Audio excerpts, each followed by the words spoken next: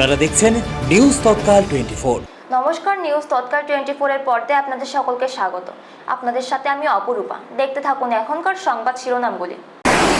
দীর্ঘতম নির্বাচিত প্রধানমন্ত্রী হিসেবে মোদির নতুন রেকর্ড, এনডিএ বৈঠকে উচ্ছ্বাস। ভুয়া সাংবাদিকের দাপট, পঞ্চায়েত প্রধানের ওপর হামলার অভিযোগ, টাকা দাবির মামলা। আগরতলার শান্তিনিকেতন মেডিকেল কলেজে তরুণীর রহস্যজনক মৃত্যু। নতুন বর্জ্য ব্যবস্থাপনা 2026 বাস্তবায়নের সাবরুমের সচেতনতামূলক কর্মসূচি।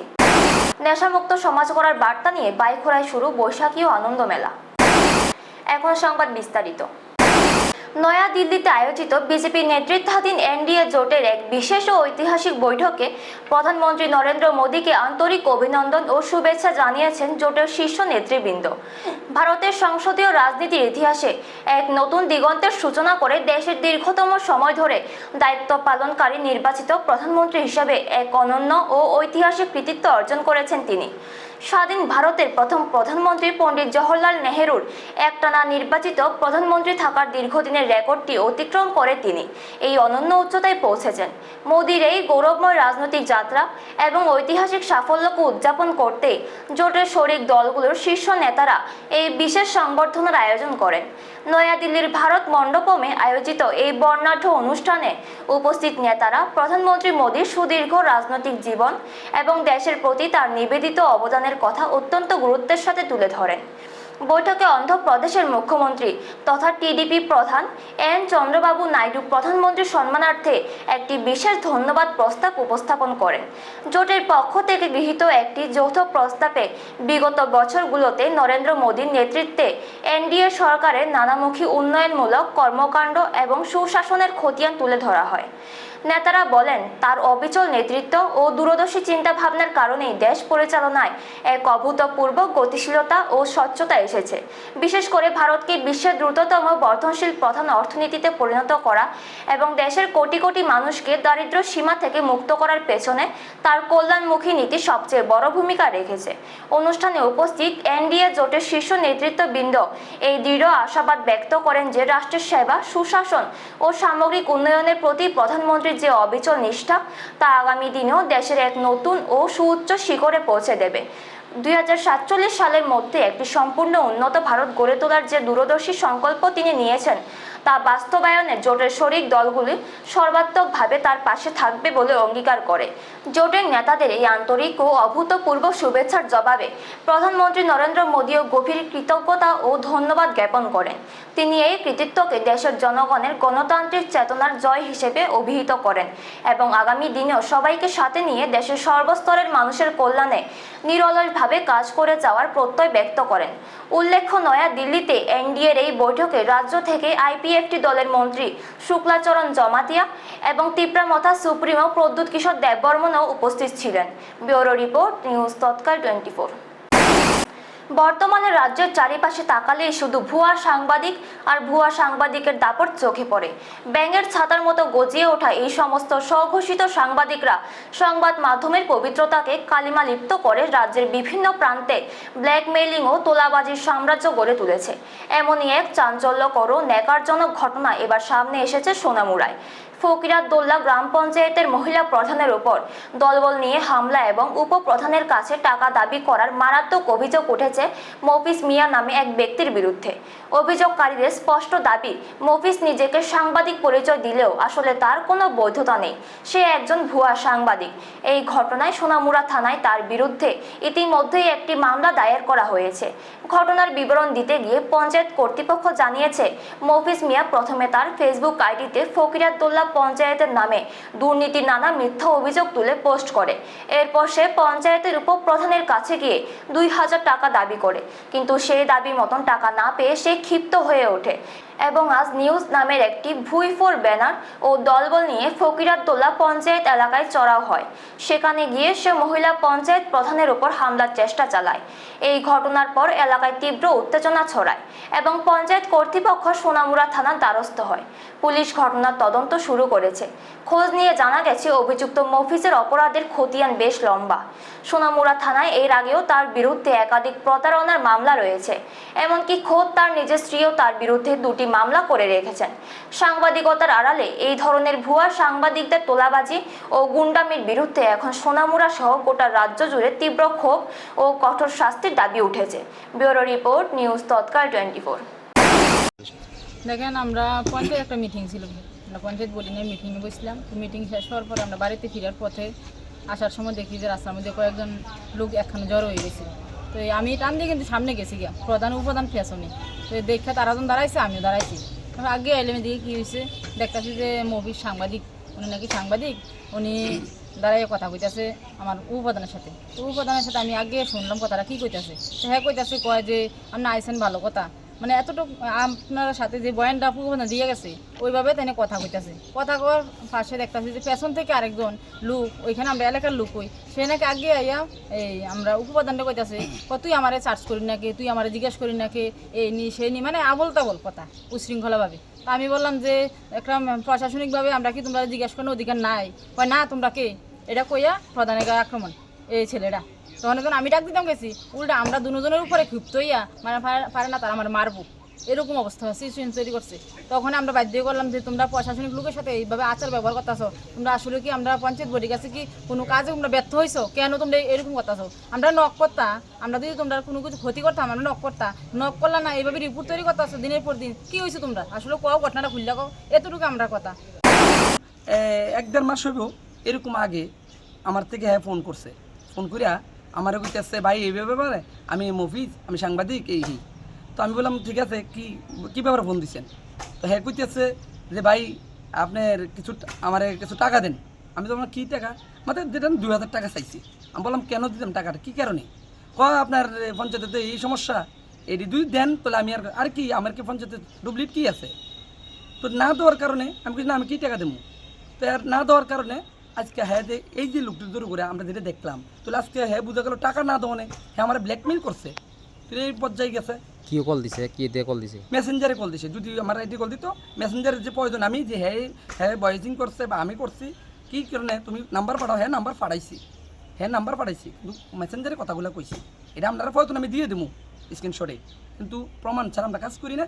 আমরা চাই পঞ্চায়েত প্রতিনিধি জনসাধারণ এখানে কী নিয়ে ভিড় করছে আমরা অবশ্যই দেখার দায়িত্ব আছে আমাদের। সোনামুড়া থানা আসলাম এই আইনগত ব্যবস্থা। কার কার বিরুদ্ধে মামলা করছেন? আমরা এই যে মফিজ যে সাংবাদিক পরিচয় দিয়ে যে ভুয়া সাংবাদিক, তার জন্য তার নামে মফিজ মিয়া, বাপের নাম মালিক মিয়া মিতু, আর যে পাশে ছিল ফকরিয়াতুলারি, সে নাম হলো ইব্রাহিম এবং বাপের নাম মুসলিম মিয়া। এই দুজনের নামে আমরা তার নামে এফআইআর দেওয়ার জন্য সোনামুড়া থানায় আসলাম।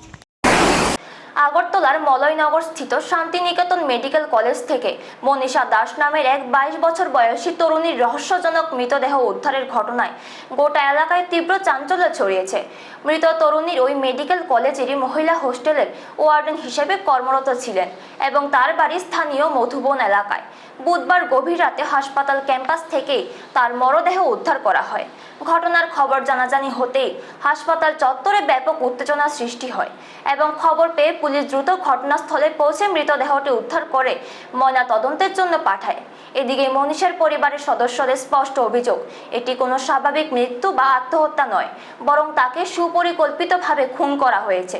পরিবারের দাবি, মনীষা অত্যন্ত দৃঢ়চেতা মেয়ে ছিলেন এবং কর্মক্ষেত্রের কোনো অভ্যন্তরীণ বিষয়ের জেরে তাকে বলি হতে হয়েছে। তারা এই ঘটনার পেছনে এক গভীর রহস্যের আশঙ্কা করে প্রশাসনের কাছে একটি সুষ্ঠু ও নিরপেক্ষ তদন্তের দাবি জানিয়েছেন। পুলিশ ইতিমধ্যেই ঘটনার তদন্ত শুরু করেছে এবং মৃত্যুর প্রকৃত কারণ উদ্ঘাটনে হোস্টেলের অন্যান্য আবাসিক ও সহকর্মীদের জিজ্ঞাসাবাদ করা হচ্ছে। পুলিশ প্রশাসনের পক্ষ থেকে জানানো হয়েছে যে ময়না তদন্তের রিপোর্ট আসার পরে মৃত্যুর আসল কারণ কি তা পরিষ্কার হবে। একটি নামী চিকিৎসা প্রতিষ্ঠানের ভেতরে কর্মরত তরুণীর এমন রহস্য মৃত্যুর ঘটনায় বর্তমানে ক্যাম্পাসের নিরাপত্তা নিয়ে যেমন প্রশ্ন উঠেছে, তেমনি গোটা এলাকা জুড়ে নেমে এসেছে গভীর শোকের ছায়া। ব্যুরো রিপোর্ট, নিউজ তৎকাল 24। একটা মায়া উস্তুলে থামানোর লেগে রাখছে, তো ওই মায়া উস্তুলে তো আমার মায়া শিশু জমা দিয়ে বাইত গেছে গা, তাহলে ওই মায়া বলে বাহার আরে মা বাবারে দেখতে গেছে বাইত গেছে, তাহলে মায়া যদি বাইত গেছে তাহলে আমার মায়া এনে থামানোর কথা না। এর 9টা আর 5টা ডিউটি তুলে হে কেরে রইছে, এটার ভিতরে হেরা কেরে রেখে দিছে, এরা বাধ্য করে এনে থামানোর লেগা। কারা বাইক করতে সেরকম কোনো ধরনের অভিযোগ আছে আপনার বা নাম কিছু পাইছেন না এখন অবধি? অভিযোগ মানে কি তারা মনে করো তারা বলে কি এর বলে ইয়ে আছে ক্যাম্পের মধ্যে বলে এনে বলে অফিসের মধ্যে বলে তারা যে অফিসে তো ওষুধ রাখে তাই বলে তাহলে ওই 6টার সময় আসে বলে অফিস করুন লাগে ক্যাম্প বই কয়টার থেকে ক্যাম্প বই কয়টার থেকে তারা এই যে অফিস খুলে দম লাগবে আমার মায়ের ছেড়া কেন আরেকজন ম্যাম আছে হে ম্যামের কাছে তো চাবি আছে তাহলে হে ম্যাম চাবি কলনের কথা তো তাই নি কই আমার মায়ের কি এটার দায়িত্ব নেই। সব দেখছে ম্যাজিস্ট্রেট এসছে, তো ওরা সব ইনভেস্টিগেশন করে পোস্টমর্টম করে তারপর পোস্টমর্টম রিপোর্ট আসে, ওদের ইনভেস্টিগেশন দেখে তারপর বলা যাবে কী হয়েছে। মেয়েটাকে এখানে কী কারণে রাখা হয়েছে? না, ও তো আগে কেয়ারটেকার হিসেবে ছিল এখানে, এখন ও আসে হসপিটালে আসে, একদম সেলে আছে, ম্যাজিস্ট্রেট হিসেবে থাকে দিদি থাকে। 4টি বিন ব্যবহার করুন, পরিবেশকে সুস্থ রাখুন, এই স্লোগানকে সামনে রেখে এবং সুপ্রিম কোর্টের নির্দেশনা অনুসারে নতুন কঠিন বর্জ্য ব্যবস্থাপনা 2026 কার্যকর করার লক্ষ্যে বিশেষ উদ্যোগ গ্রহণ করল সাব্রুম নগর পঞ্চায়েত। এই উপলক্ষে বৃহস্পতিবার সাব্রুমের পুরাতন টাউন হলে একটি গুরুত্বপূর্ণ সচেতনতামূলক অনুষ্ঠানের আয়োজন করা হয়। মহকুমা প্রশাসনের উচ্চপদস্থ আধিকারিকদের উপস্থিতিতে আয়োজিত এই অনুষ্ঠানে উপস্থিত ছিলেন সাব্রুমের মহকুমা শাসক সুমন রক্ষিত, আরক্ষা প্রশাসনের মহকুমা আধিকারিক দীপ্তনু বিশ্বাস এবং সাব্রুম নগর পঞ্চায়েতের চেয়ারপারসন রুমা পোদ্দার দে সহ বিভিন্ন লাইন ডিপার্টমেন্টের আধিকারিকরা। অনুষ্ঠানে বক্তব্য রাখতে গিয়ে অতিথিরা জানান যে নতুন বর্জ্য ব্যবস্থাপনা নীতির আওতায় এখন থেকে প্রত্যেক পরিবারকে 4 ধরনের বর্জ্য আলাদা আলাদা বিনে সংরক্ষণ করতে হবে। এর ফলে বর্জ্য পৃথকীকরণ যেমন সহজ হবে, তেমনি পুনর্ব্যবহারযোগ্য সামগ্রীর সঠিক ব্যবহার বৃদ্ধি পাবে এবং পরিবেশ দূষণ অনেকাংশে কমিয়ে আনা সম্ভব হবে। মূলত সাধারণ মানুষের মধ্যে সচেতনতা বৃদ্ধির উপর বিশেষ গুরুত্ব আরোপ করতেই এদিনের এই কর্মসূচির আয়োজন করা হয়েছিল। প্রশাসনের পক্ষ থেকে স্পষ্ট জানানো হয়, একটি পরিচ্ছন্ন ও স্বাস্থ্যকর শহর গড়ে তুলতে নাগরিকদের সক্রিয় অংশগ্রহণ ও সহযোগিতা অত্যন্ত প্রয়োজন। নতুন এই বর্জ্য ব্যবস্থাপনা নীতির সফল বাস্তবায়নের মাধ্যমে আগামী দিনের সাব্রুমকে আরও পরিচ্ছন্ন, সুন্দর এবং পরিবেশ বান্ধব নগর হিসেবে গড়ে তোলাই নগর পঞ্চায়েত ও মহকুমা প্রশাসনের মূল লক্ষ্য। ব্যুরো রিপোর্ট, নিউজ তৎকাল 24। আমরা নর্মালি দেখি নোংরা ময়লার মধ্যে কাদা থাকে, যারা পাগল, যাদের মেন্টাল প্রবলেম রয়েছে। আমাদের তো কারোর মেন্টাল প্রবলেম নেই, তো আমরা ভাববো যে আমরা পরিষ্কার পরিচ্ছন্ন থাকবো। আর অনেকে এটা ভাবি যে আমার বাড়িটা ঘরটা পরিষ্কার রেখে বাকিটা বাইরে আমরা ফেলে দিলাম, এতে কি হয় আরেকটা লোকের সমস্যা হয়। এবং আমি যখন বেরোচ্ছি ঘর থেকে, আমিও ওই নোংরাটার উপর দিয়েই যাচ্ছি। অনেক লোক তর্ক করবে যে কি দরকার এসব, অনেক লোক বলবে সোশ্যাল মিডিয়াতে এই এত টাকা খরচা হচ্ছে, কাজের কাজ কিছু হচ্ছে না। কাজের কাজটা কি শুধু নগর পঞ্চায়েতের দায়িত্ব, না এক্সিকিউটিভ অফিসারের দায়িত্ব, না এসডিএম এর দায়িত্ব, না নগর পঞ্চায়েতের মেম্বারদের দায়িত্ব? এটা আমাদের সবার দায়িত্ব। এটা আমাদের যারা জনগণ রয়েছে, প্রত্যেকটা প্রফেশনে যারা রয়েছে, প্রত্যেকের জন্য এটা জরুরি এটা করা, যে আমরা আমাদের চারপাশটাকে, পরিবেশটাকে সুন্দর রাখবো। যুব সমাজকে নেশার অন্ধকার থেকে আলোর পথে ফিরিয়ে আনার বার্তা নিয়ে দক্ষিণ ত্রিপুরার বাইখোড়ায় শুরু হলো ঐতিহ্যবাহী বৈশাখী ও আনন্দ মেলা। এলাকার ঐতিহ্যবাহী বিবেকানন্দ ক্লাবের উদ্যোগে বাইখোড়া এসএসবি ক্যাম্প সংলগ্ন মাঠে আয়োজিত এই মেলা চলবে আগামী 10 দিন। মেলার উদ্বোধনী সন্ধ্যায় বিবেকানন্দ ক্লাবের কর্মকর্তা ও এলাকার বিশিষ্টজনেরা উপস্থিত ছিলেন। উদ্যোক্তারা গভীর উদ্বেগ প্রকাশ করে জানান, বর্তমান সময়ে যুব সমাজ যেভাবে নেশার মরণ ফাঁদে হারিয়ে যাচ্ছে তা অত্যন্ত আশঙ্কাজনক। তরুণ প্রজন্মকে এই পথ থেকে দূরে সরিয়ে সুস্থ সংস্কৃতির দিকে আকৃষ্ট করতেই এবারের এই বিশেষ আয়োজন। মেলা প্রাঙ্গণ থেকে যুব সমাজকে স্বাভাবিক ও সুস্থ জীবনে ফিরে আসার জোরদার আহ্বান জানানো হয়। নতুন বছরকে স্বাগত জানানোর পাশাপাশি এলাকায় শান্তি ও সম্প্রীতি বজায় রাখাই এই মেলার মূল লক্ষ্য। আগামী 10 দিন ধরে চলা এই মেলায় হরেক রকমের স্টল ও বিনোদনমূলক রাইডের পাশাপাশি থাকছে আকর্ষণীয় সাংস্কৃতিক অনুষ্ঠান। এই আয়োজন তরুণদের সঠিক দিশা দেখাতে এবং পারস্পরিক সৌহার্দ্য বাড়াতে বড় ভূমিকা নেবে বলে আশাবাদী স্থানীয় বাসিন্দারা। ব্যুরো রিপোর্ট, নিউজ তৎকাল 24।